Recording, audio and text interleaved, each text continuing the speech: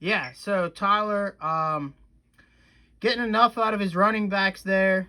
You talking about how you liked AJ Dillon, I think, as No, an ad. oh yeah, I like that pickup this week with Jones out. I thought maybe he could be productive this past week.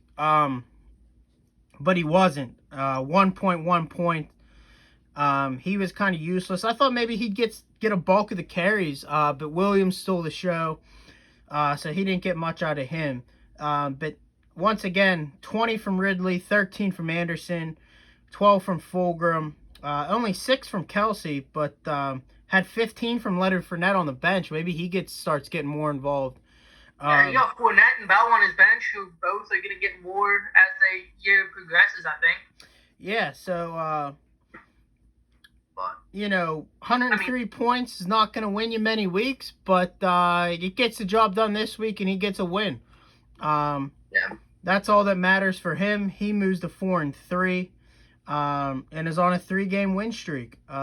So that's all that matters in the league. Just looking at the scores here, he would have beat 1, 2, 3. Yeah, he would have beat 3 teams this week. So Four. 4, well, including Matt. Oh, yeah. Yeah, I three was, three other teams. So 4 points. I mean, yeah, what are you gonna do? I mean, Christ, he gets to win 3 games in a row. Maybe his team continues to get wins here. I know he has a tough week this week with Watson on a bye, so we'll see what happens there. But like I said, 4-3, 3-game win streak. Matt's on a 2-game losing streak and has the league worst record, 2-5. Tyler got me this week with him on a bye. So. Oh, okay. Now But let's move on. Let's move on to you versus Randy.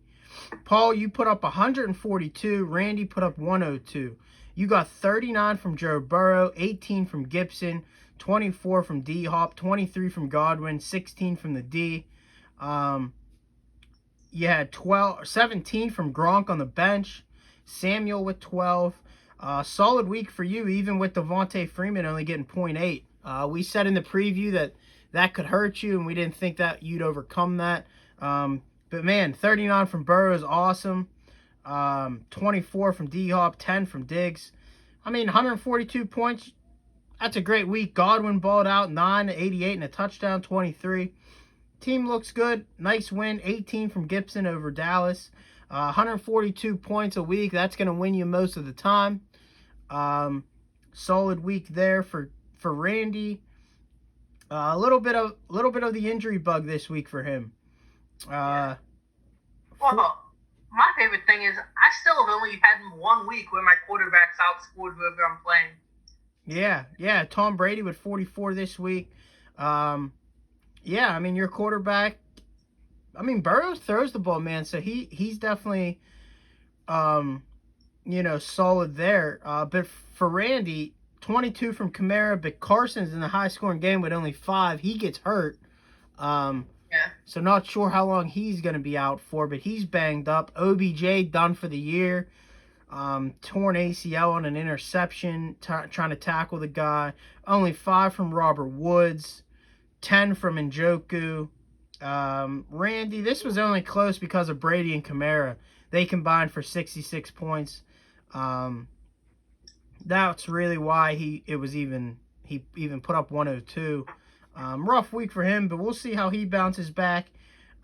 If Carson's fine, his team's fine.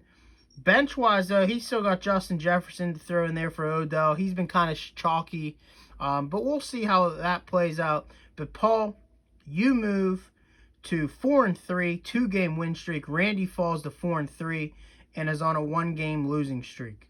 Yeah. Thoughts on that one? And I like my running backs moving forward. I got Gibson and Gaskins as my number 2 back now. And Freeman's done for me. He won't see my lineup again unless something changes over there. Yeah. And Dalvin Cook's expected back this week, which is huge too. Yeah, I like Gaskin. I think he's only going to continue to get better. Obviously, Dalvin Cook's top back. And Gibson's definitely one to continue to watch. He's been very solid. 17th ranked back. He's been, 20 touches, 128 yards, and a touchdown. Previous weeks, he had 20 last 2 weeks combined. Before that week, 20 rushing attempts for 57 yards. So great week for him against Dallas. He's on a bye this week. But yeah, you definitely got a nice little backfield, and Hopkins and Diggs have been great. Definitely, if you can get continue the quarterback play, your team will be fine. Yeah. But gets the win, moves to 4-3. Randy now 4-3. Both teams, I think, can make a good run at it. Let's go to the last game here. Me versus Batting Lawn, LB. LB gets the win, 149-140. Crazy game. I fall to 3-4. LB moves to the league best 5-2. Start with my team. Disappointing week for Josh Allen. No touchdown passes, no rushing touchdowns. He just threw for 307 yards. That was it. He had 16.38 points. Lost 2 points on a fumble. Disappointing. I thought he'd ball out versus the Jets. He didn't. And then on the flip side of things, I had Herbert on the bench with 44. Threw for 347 and 4 touchdowns. I get high scoring week if I play him. I'm going forward now. I think it's definitely a matchup based. Who's playing who I'm going to start. But I'm starting Josh Allen 10 times out of 10, I think, versus the Jets. That's what I was going to say. Would you ever sit Allen against the Jets? No, I would never have done that. Edwards-Helaire finds the end zone this week early in the game, but that was pretty much it. 46 yards and a touchdown. He looked fine, but he didn't do much. That game was that was a runaway at the beginning. I mean, they got 2 defensive touchdowns, and that game was kind of over. So couldn't really get into a flow or anything. But Gio Bernard fills in for Mixon nicely. 37 yards and a touchdown, 20 points. Cooper, as bad as that offense is, they scored 3 points. 7 catches for 80 yards, 15.5 points. No touchdowns. I mean, I'll take that every week from him. Tyler Boyd, 11, 101 and a touchdown, 27 points. Hawkinson, 5 catches, 59 yards and a touchdown. I got 17 from the D, 4 from Zerline. I mean, 140 points should win you your fucking game. I look back on it though. The only mistake that happened for me wasn't my fault, but Crowder gets ruled out late Friday evening or Saturday maybe in the morning. He gets ruled out. He came up questionable Thursday. Thought maybe it'd be minor. He tweaked his groin, so he ended up not playing.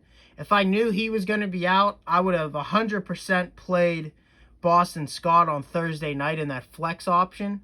And he would have got me 9 more points than what would have happened. I would have won. That could have been a difference maker there. I definitely would have played him if I knew Crowder, who got hurt in practice, which stinks. But that's fine. That's fantasy. I still put up 140 and got a loss. So, I mean, there's nothing I can really do. That's the second time this year that I've put up 140 or more and lost. It's very frustrating. It's like the worst feeling ever. But what are you going to do? On the flip side of things, Mikey was down 70 points going into Monday night. He ended up getting 43 from Murray, 5 from Kenyon Drake, and 15 from the defense. He was down, or Sunday night. That was Sunday night. And then he needed the defense, the Rams, get 5 or more points to secure the win or 6 or more points to secure the win, and he got that with 14. 43 from Murray, 5 from Drake, 12 from Gordon, 25 from DJ Moore, 27 from A.J. Brown, 1 from Giannu Smith, only 6 from Josh Jacobs, and like I said, 14 from the D, 15 from the kicker. My only gripe, that just not my luck, DJ Moore had 1 catch for 75 yards and a touchdown, and then A.J. Brown had 1 catch, 75 yards and a touchdown. You take those away, you're looking at a good game still from them, maybe. I mean, you're looking at I mean, that's what killed me right there was those two catches from them two. And then Murray goes off. I mean, 360 and 4 touchdowns. Just wasn't my week. It was a great game to follow, great fantasy matchup to follow. But Mikey pulls out the win, 149-40. He's 5-2. I'm 3-4. Just wasn't fortunate for me. Heck, I predicted you to win, and the only thing I got wrong in my analysis was DJ Moore outperformed what I expected from him. Yeah. I said Drake was going to be bad, and I said Jacobs was going to be bad. Getting 11 points out of your top two backs, I'd say that's pretty bad. Yeah. But he pulls it out because he gets 50 from his two receivers he has in. Yeah. And 40 from his QB. Yeah, what are you going to do? Tough game. I think me and him can make some runs here. I like my team, but we got to start winning, man. We can't keep putting up points and losing. So hopefully that changes here soon, and I start racking in them W's.